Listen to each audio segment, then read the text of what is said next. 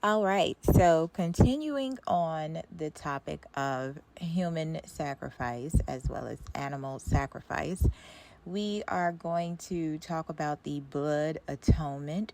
We are in the right on time for the biblical fall feast days, and Rosh Hashanah, or the Day of Atonement, is on the 25th or around that date or something like that.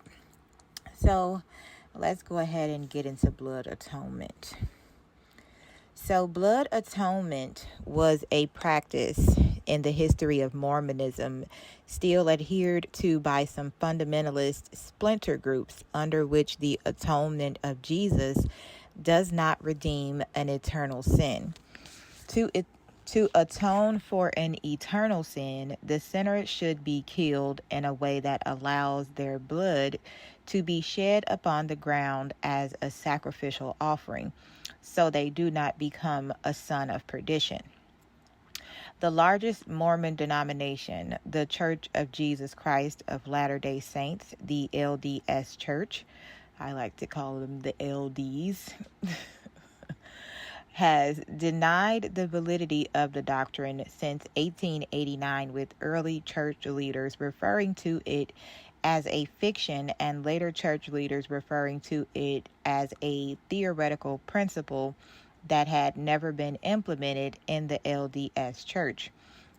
The doctrine arose among early Mormon leaders, and it was significantly promoted during the Mormon Reformation when Brigham Young governed the Utah Territory as a near theocracy.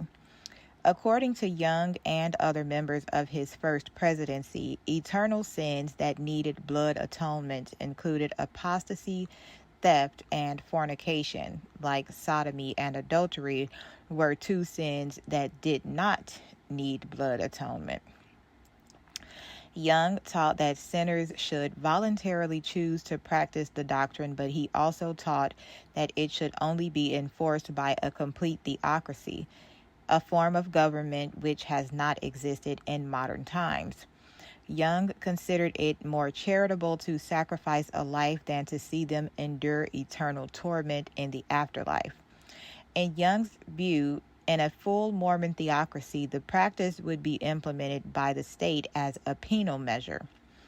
The blood atonement doctrine was the impetus behind laws that allowed capital punishment to be administered by firing squad or decapitation in both the territory